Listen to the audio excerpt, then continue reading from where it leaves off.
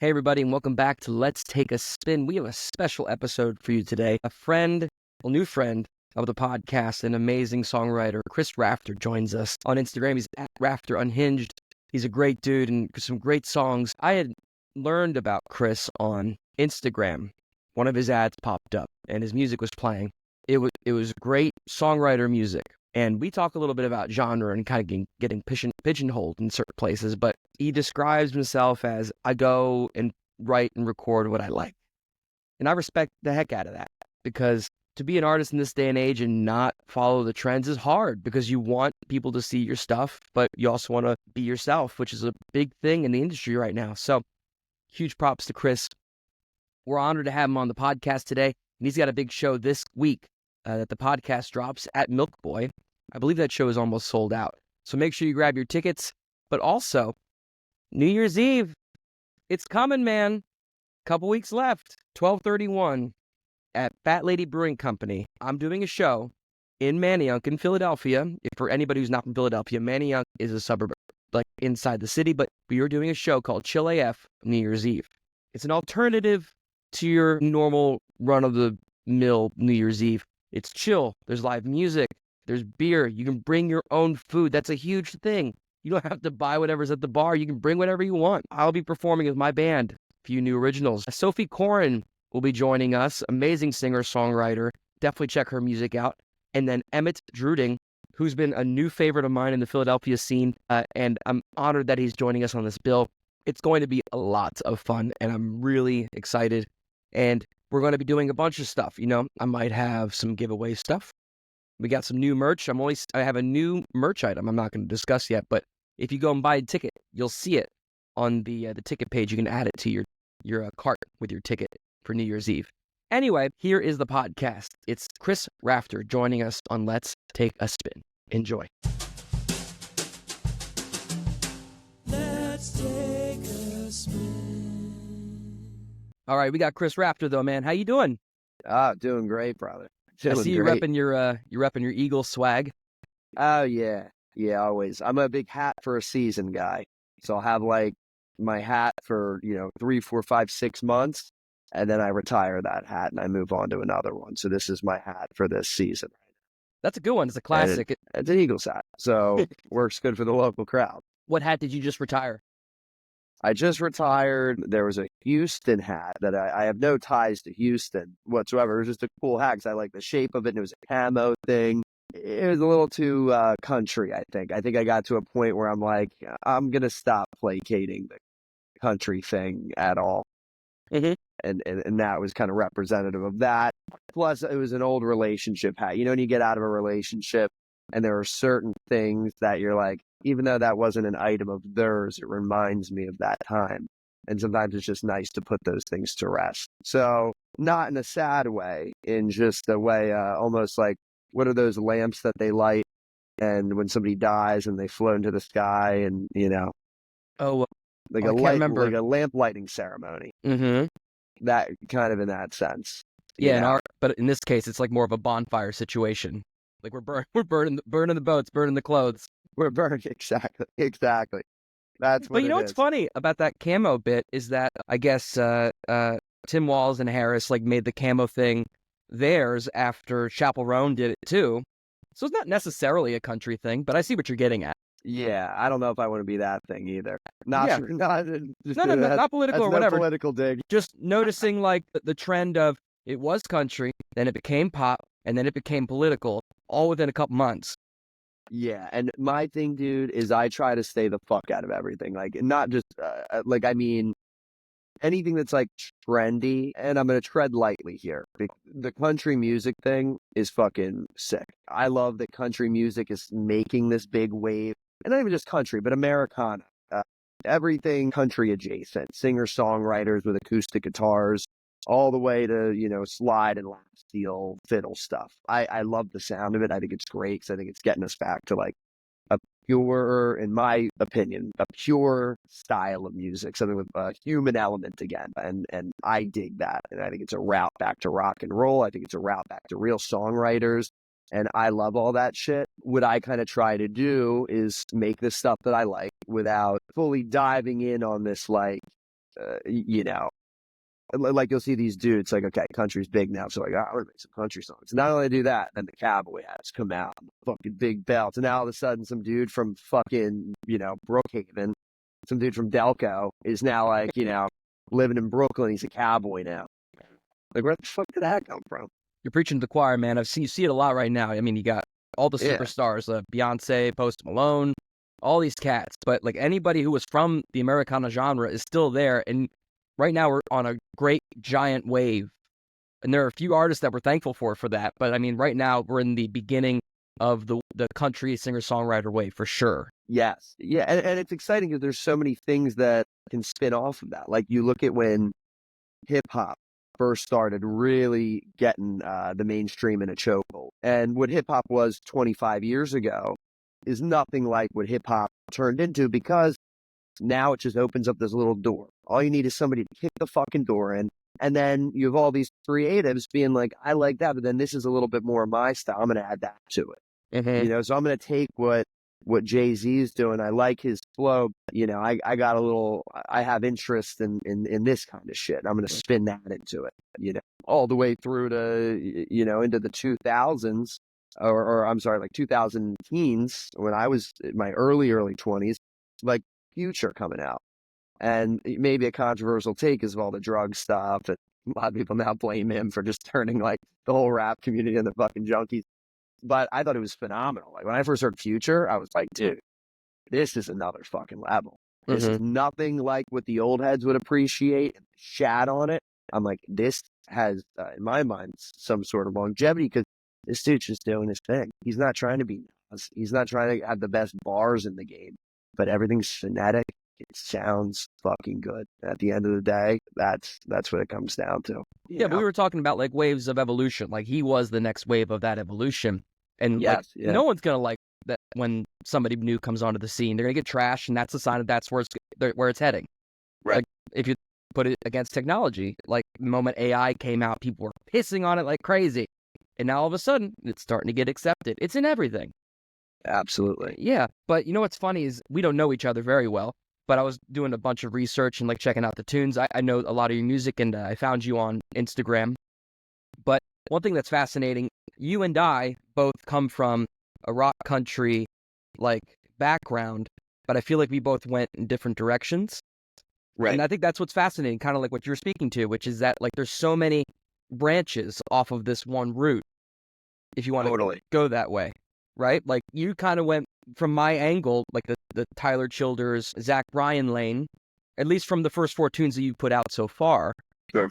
And I know that I'm going a little more old school with like the band or things like Chris Stapleton, things more of that nature. You got a cool Levon Helm thing going, dude. I like how you're drumming and singing. I always respect the drummer singer, man. That's fucking badass. And by the way, your drummer is a badass. What is his name? Joe Fanicone, man. Yeah. Phenomenal. Yeah, he's a great dude. Phenomenal. Yeah, I mean, Joe, dude, and on the kit, and just a fucking rider.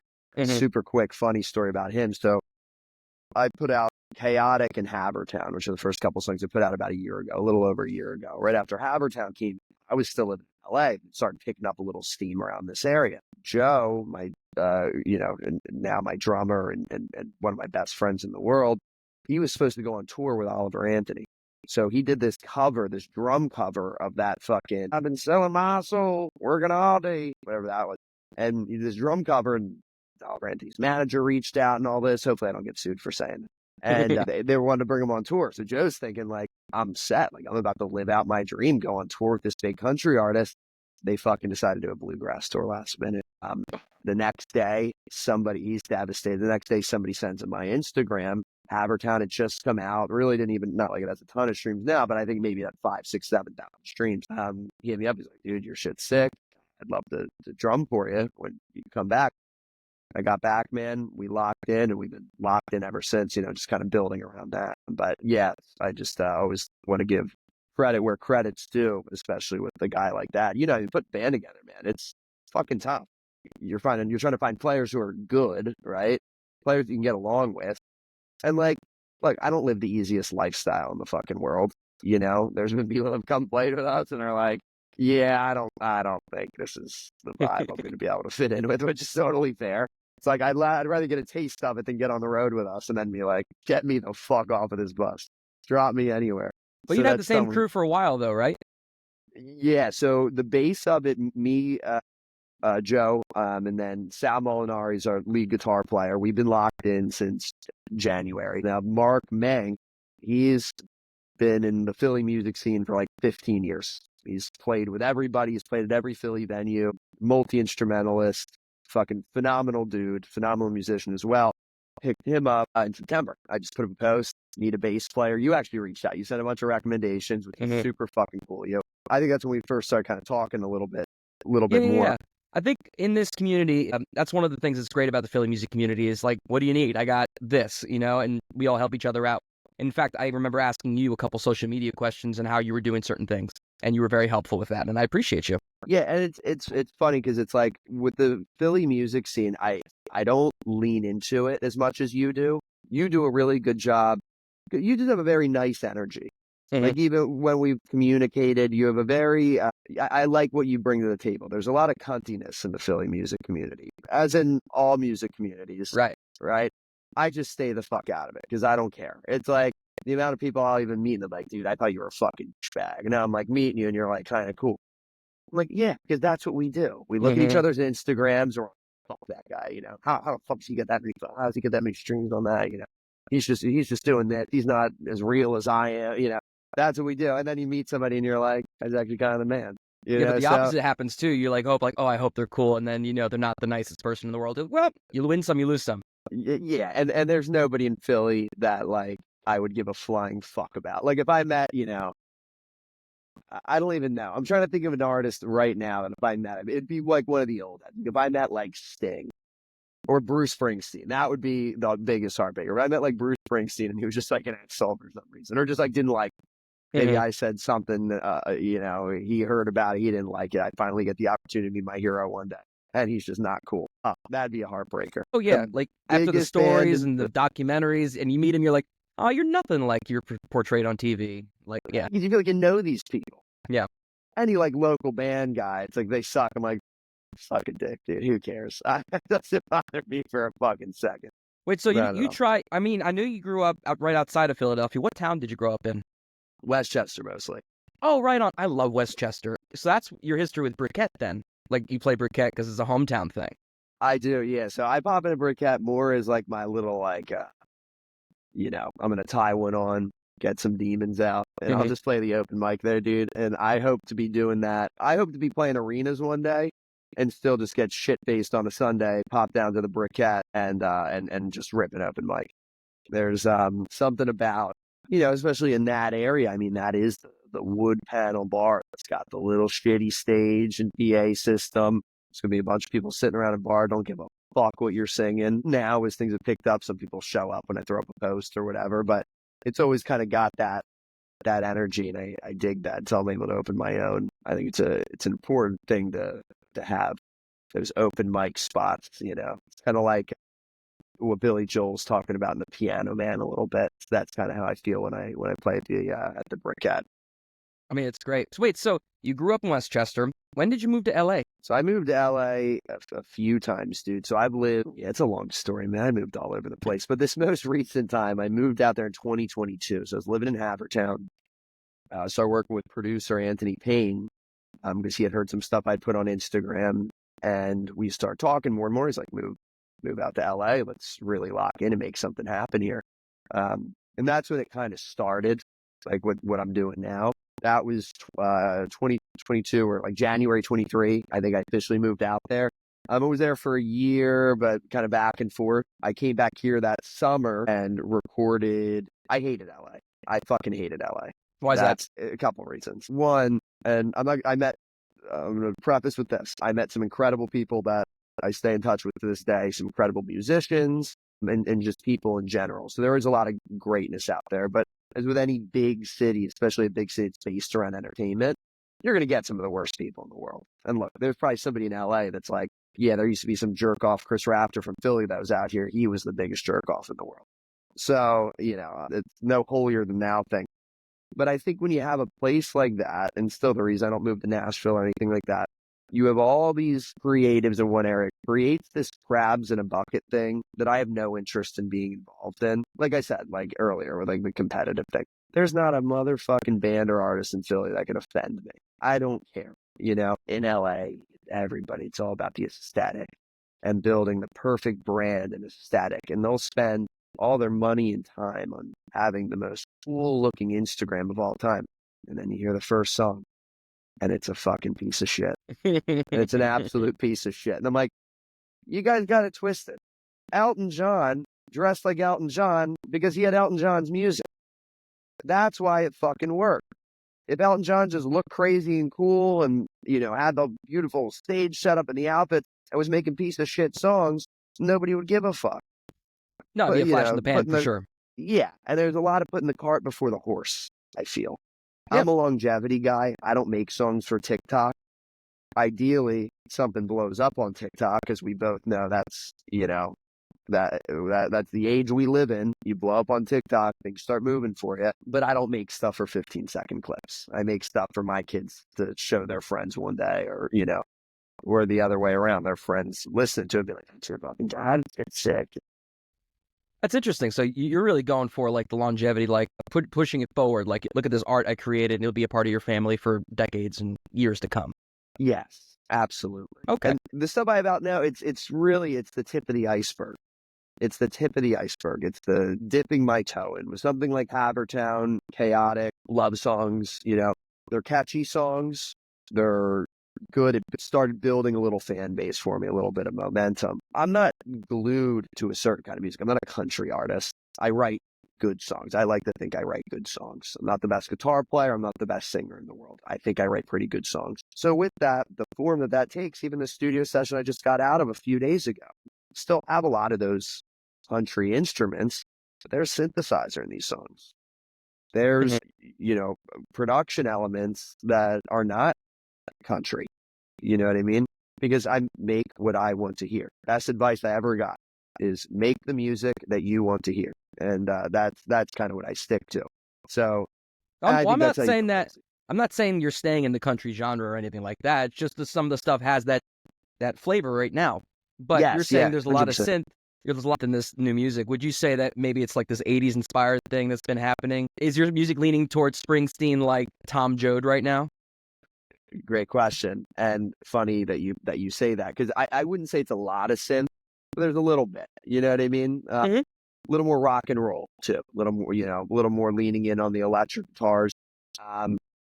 I was very against the synth when we went in the studio. Very against it. I have a phenomenal production team. Jacob Dennis flies out from Los Angeles. Anthony Kane, formerly of Los Angeles, now flies in from Arizona to come work on these tracks at Elm Street Studio in Conchi, where we record. And Anthony started talking about this synthesizer idea, putting a Juno in these songs. I was like, fuck that, dude. I'm not ready for all that yet. I want analog. I want this shit to just be real, pure, authentic analog instruments down to their core, whatever that means. Because obviously in the studio now we're still processing shit, and, even what's real anymore, right? What's real, exactly. Yeah. So, but then Bruce got brought up. Always get me on the Bruce thing, man. It's like, the whole Born in the USA record's like all synth, all of it. Sure. Even into that beautiful early 90s stuff, which I love. Secret Garden, Streets of Philadelphia, a lot of those kind of cuts, like you say, Tom Joad, like a lot of that stuff I thought was phenomenal too. But yeah, for me, it's just always keeping it open. And now owning my own label and having to market my own shit and promo it, that's a whole other fucking thing. So now it's figuring out, all right, once you get out of a box, how the fuck do you promote? So then it's just building a great team around you to learn a little bit every day, Well, one thing that you do really well is you find the right people. Like, I know that you work really hard at marketing yourself and making sure you're known across the socials, and you do a very good job with that. Yeah, thanks, man. Yeah, and you do a phenomenal job with that. And also, you're taking your time putting out songs, which I think is the number one issue with today. Like musicians today, like they want to put out the whole record all at once, and then it's like, and they're gone. Right.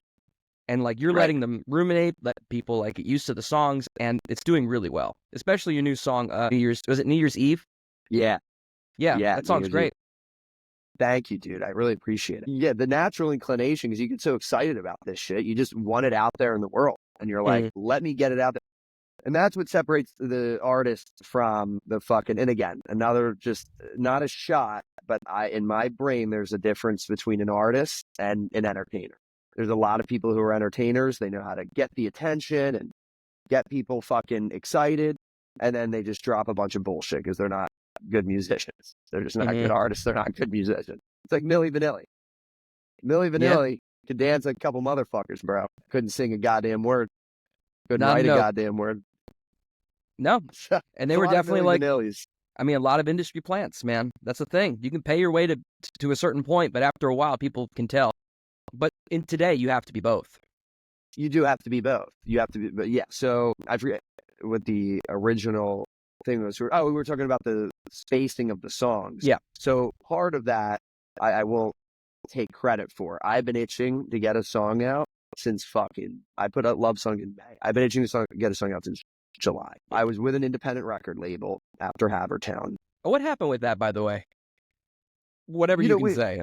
Yeah, we just had a difference in direction, really. They're great guys. And I still talk to the executives over there. I think I'm having lunch with the owner next week, just as pals. But, we're just kind of, I'm a pretty headstrong type of dude. I know what my vision is. I think my approach versus their approach was a little bit different. No issues at all, though. All good shit. But, it takes a little bit legally getting out of contracts, finding something that's fair for both parties. So that's really what's been holding stuff up. So New Year's Eve was actually recorded last February. And I've been sitting on that song. I wrote that song on New Year's Eve last year. I was at a friend's apartment in Media, across the courthouse in Media. And I was walking down to the liquor store to get us another bottle. Local. We were at the bar earlier. A couple guys knew who I was.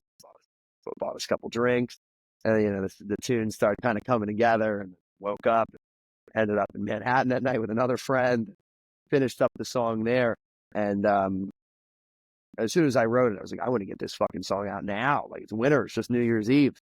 I didn't think a year later, you know what I mean? It's going to be when it finally comes out. So now this New Year's Eve, people have it along with something else. I'm dropping something else in a few weeks. Is it a Valentine's Day song, Chris? Are you talking? Is the whole New Year just like all holidays? So you got Valentine's Day, and then you're gonna have what the hell's in April? Easter or April we have Fool's Easter Day? Sunday. Yeah. April Fool's Day. They're not ready. That could be a country song because there's a lot of like clever things you could do with something called April Fool's Day. Oh, with Fools for sure, absolutely. Yeah. And there's a lot of clever songwriting you can kind of ruminate in there with. But I was gonna say, so you were with this record label. So what was just whatever you can share? Because I'm just curious. Were they trying to put you into that country pigeonhole? Like, was that their vision and you wanted kind of the freedom to do a little more? I wouldn't even say that necessarily. I think that they really supported the leaning into the country thing just because obviously country's hot right now. Where like for me, man, it's like I make country adjacent music for sure because I like the sound of it right now. That's the sound that like, it doesn't mean that's the same shit that's going to inspire me in another 6 to 9 months, but my songwriting style and this kind of country style that started becoming popular lined up absolutely perfectly. So, but at the end of the day, I'm a dude from outside of Philly. How can I be a country singer wearing chrome hearts? That's not what's true to me. I'm almost more of a rapper personality wise than I am a country singer. You know what I mean? So it's like, I don't like any box to begin with. You know what I mean? It's like at the end of the day, if I'm anything, it's, look, I guess I'm trying to bring back what rock and roll was, you know what I mean, in a lot of ways. But no, I don't think that they were trying to put me in a box.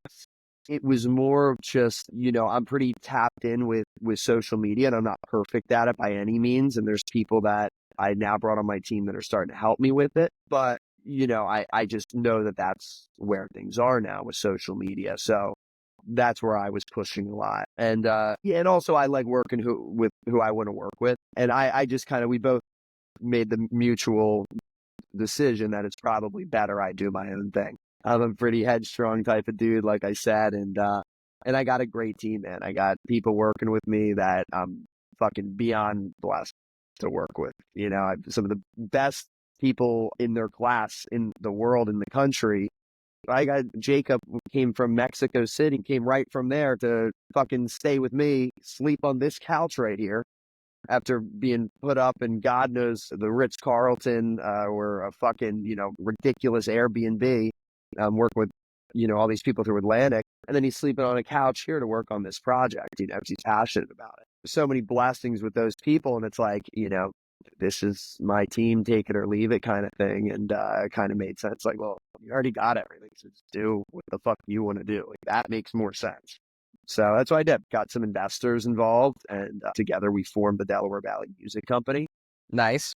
Right now, I'm the only signee of the Delaware Valley Music Company. But once we kind of test things out on me, see how my career goes, start opening it up to to other talent. I wanted to ask you something else. I was on your Spotify and I was checking out your playlist you put up there, songs you're listening to. We have a kinship for through the Rolling Stones. Yeah, and you put the what is that record with Rocks Off and Tumbling Dice on there? Yeah, and what a phenomenal record. Have you seen the documentary on that album? I don't think so. Main Street, that's it. Exile on Main Street. So there's a documentary, and it's like the French chateau, and they show like the behind the scenes of how they made the record and everything else, and it's awesome. I might, I've probably seen his clip because I'm obsessed, as I'm sure you are, with anything behind the scenes, making of, anything like that with my favorite bands, favorite records. Obsessed. It's just a matter of what streaming services I have access to, or on YouTube, I'll catch like, a bunch of little 5-minute clips, and you got to watch like all of them, try to piece them together. So part sure 1 of 300, part 2 of 300. Or they're not even labeled like that. And you got to really fucking do your... Crap, I missed 175. Where is it? Exactly. That's so funny. I go down the same rabbit hole. I got to watch that. What are your favorites, though? Favorite Stones songs? No. Sorry, the documentaries you were talking about, the behind-the-scenes stuff. So I love on Amazon Prime, they have a series. It's probably 20, 25 years old. It's called Classic Albums. It's called Classic Albums. And you go on Amazon Prime, you type in Classic Albums. Dude, they must have 50. Everything from Peter Gabriel's So, which is an amazing watch because it shows how he basically put together this studio and how over the course of this year, they made this sonically fucking perfect record. I know they do a Goodbye Yellow Brick Road because I've watched that one a few times. That one's phenomenal too. And again, you hear these super cool stories like Goodbye the Yellow Brick Road. They tried doing that like in Jamaica. Because I guess a lot of guys at that point were going down to Jamaica and making these records. I think the Police were down there. Keith Richards actually was down there. So they go down there and there's just a shit show. So like, didn't they say they had like 357s or something like that? And we have to record the whole band with 357s? Exactly. Yeah, there's just loose shit floating around. Exactly. Yeah. Just a few 57s, like random amps.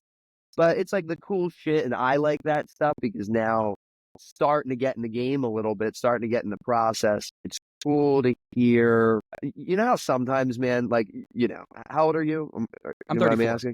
You're 34. Okay, so I'm 29. We're not spring chickens. It's driven me fucking nuts, dude, forever. Until things finally start picking up a little bit over the past year, I had no motion. And it was like, dude, how do so many of these, like, rock stars, my favorite people, it seems like they just fucking picked up a guitar and just became famous. You look at like the James Taylors and fucking Neil Young and the Beatles and the Stones. All these guys are like 20 years old, taking over the world. And I'm like, man, here I am rotting away. But here's the thing, man. Right now, there's evidence because of social media. But back then, I bet you there's whole graveyards full of folks who just couldn't make it. But there's no evidence because they couldn't get a deal. Totally. So I think it's just the lack of evidence. And it's a different thing now, too, where like you see dudes, especially in our type of genre, that it's in their 30s when they're getting it going. Riley Green, I just looked him up the other day because I was just curious. I'm like, damn, if I did like steroids for like 3 years, I might look like that guy. Then I'm really taking over. And I was like, I wonder how old he is. He's fucking 35 years old. It's like he's been putting out music for a while, but like really he's on his big shit right now. So thumbs up. That's been happening a little bit. Don't worry about it. Is that the chat? Was that no? Chat? I think if you hold up the a certain. I know because look, you can do that. You can do there. It goes. So I don't know why it does it for certain computers, but anyway. Yeah. So I'm looking at him. I'm 35 years old, dude. He's top of his game. You know what I mean? And Stapleton, who the fuck knows? Right, 45 years old or some shit. So it's like actually, funny story. I was watching a video of the CMAs and he won his like 8th record of the year. And then the video shows Luke Combs going, Right. because he's like 45, maybe a little older. Yeah, and he was a dude who was just writing songs for a while. And then like somewhere in his 30s was like, I guess I'll sing. I'll sing on something. Well, the story is his dad died, and he was like, okay, it's time. And then he made Right. Traveler. Right. Which, what a beautiful story behind that album and that song, even going down to pick up the Jeep with his wife. Yeah.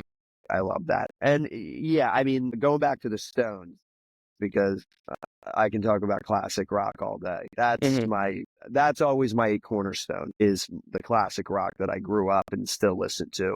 I have the playlist for the most part. Say my daily playlist is almost that of a 56-year-old dad. At least that's what a lot of people will tell me. And then I'll get into my dark shit when I'm just listening to like 9 Inch Nails fucking by myself. But I usually keep that out of the car when I got friends with me. But with Tumbling Dice, I threw on there because that was just one that I feel like really encapsulated the last year. My life has felt like the song Tumbling Dice over the last year. But the Stones discography, everything from really early kind of mid Like the blues 60s stuff. shit.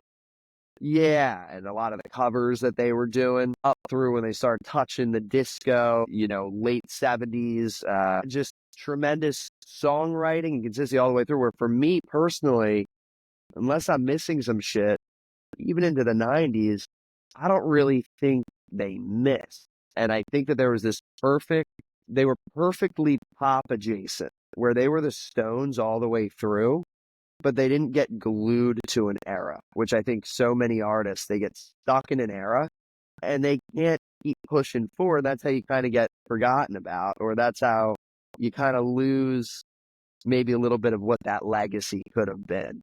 And sometimes people just love the music that they're making. They love one style of music. That's all they ever want to make. Perfectly fine. I know that's not the kind of artist I am, because my taste changes as I evolve. It's like fucking anything else, the way I dress, the foods I eat, my habits on a daily basis, the alcohol I drink. That's always a way to measure my growth, is what was I drinking back? It's always a lot of something, but I'll be like, 2020, it's a lot of red wine, 2020, and then 2021 started becoming much more of a whiskey year. But with music, it's kind of like that as well. I recommend leaning into it. I think we're in this super cool place right now, especially with the internet, where it's like, be whoever you want to be. Do a good job promoting it, because at the end of the day, that's king. Some of the fucking sickest players I know will probably never be fucking heard of. I pray that they do, but they probably will never be heard of, because they're not out there playing the whole fucking game that none of us like doing, but you gotta fucking play it. People think I like sitting there. Like, I'll get comments when I'm just like sitting there doing my fucking thing, like looking like a fuck boy playing guitar and like lip syncing the lyrics to my songs. People like comment like I think it's cool or something. You think I fucking like doing that?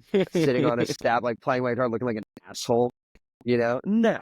But that's how I got followers. That's what fucking works. You know what I mean? So I'm not going to sit here and be too cool to get my music out there. That's retarded. That's the dumbest thing that any musician can do, is be too cool for their own good. I did it for fucking 10 years. And that's why now I'm 29, finally starting to get some motion, because I was too cool for my own shit for too long. Now, fuck it. I'll try everything. If it works, we triple down. If it doesn't work, we throw it away. We try another idea. Speaking of, this podcast is my trying it and seeing what happens. So getting artists like you and different people on and seeing, just conversation through music and seeing what happens. No, but I know exactly what you mean, especially with the lip syncing stuff, or like the text on the screen. You'll like me if you... He's like, yeah, I have to walk in a field again. Yeah, like I know what it is. I'm hyper aware of douchiness of it. You keep on top of my stories whatsoever. I love busting balls. I love busting my own balls and making fun of myself. I love making fun of others. I think making fun of people and keeping that level of humanity is super important, not just to be mean, but just to like keep an even playing field. We're all humans. We all do stupid shit. We all do ugly shit. As cool as we try to be, or as uncool as we try to be, we all have these, we all meet in the middle somewhere. So I'm hyper aware of how fucking douchey it is. Just, that's the game. But here's the thing, man, is that people that aren't musicians resonate with that stuff because they can relate to that. As opposed to, people from our cut of cloth, they're like, why would you do that? It's like, I'm reaching the people that don't get it, but that's what they like. Yeah. Well, Yeah. that's what I meant earlier too with like the Philly musicians, where it's like tough because it's like you get the people that see me doing that shit. They think I'm a fucking douchebag, and I know it's just my own bass player thought I was a fucking douchebag before we met. Now we're again incredibly close friends. One of my best friends. All the guys in my band are. But just from seeing that shit, he's like, this dude sucks. This dude sucks. And then we meet. He ends up telling me later that that's what he thought originally. I'm like, yeah, I don't blame you because I would be roasting me too. I can be objective enough to, I get it. But at the same time, I'm not going to be here cool as fuck with fucking 300 followers and nobody giving a fuck. You know what I mean? I'm going to do what it takes at this point to get this shit out there, try stuff, see if it works. And if it does, double down. At the same time, you don't want to become a gimmick, right? But, you play the game. That's where we're at. What do you got coming up that people can go check out or any shows or anything happening soon? Yeah, so big one is Milk Boy on Chestnut, the bigger one, December 13th. I'm going to be headlining there. Harley Simmons is going to be playing too, and she's great. We've done a few shows with her, right? I have, yeah. So she was one of the people like early on that reached out, had me open for her at a venue in Maryland, and we just kind of stayed in touch. Because again, like I work with people I like. That's the thing. If I like you, we get along good, mutual, like music taste, we like each other's music. It's like, let's work. She's one of those people, so we've always stayed locked in. But we have that show on December 13th, and that's one that's actually very close to selling out from what I heard a couple days ago. So anybody who's looking to grab tickets, do that now. And then after that, I'm just setting up a couple more gigs right now. Moving into 2025, way less playing in the Philly area.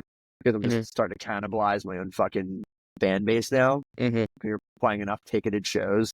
People are just like, I'm not going to go to this one. I'll go to the one in 2 weeks from now. It's time to move on, yeah. It's time to move on, yeah. Now these new songs coming out, promo and shit, it's like, all right, time to start getting the Rafter thing outside of Philly a little bit. Yeah, that single's coming out just about every month, leading into either an EP or an album. A bunch of songs recorded, so now it's just dropping them whenever the fuck I want because late. So that's beautiful, bud. Yeah, man. Congratulations. Yeah, thank you, dude. Thank you. Now, I know you're primarily on TikTok and Instagram. What's your handle for people to find you? Rafter Unhinged. Perfect, man. Well, thanks for hopping on. Let's take a spin. Everyone go follow Chris and check out all of his great music, including New Year's Eve. See you, buddy. Oh, yeah. Rob, you're the man. Thanks, brother.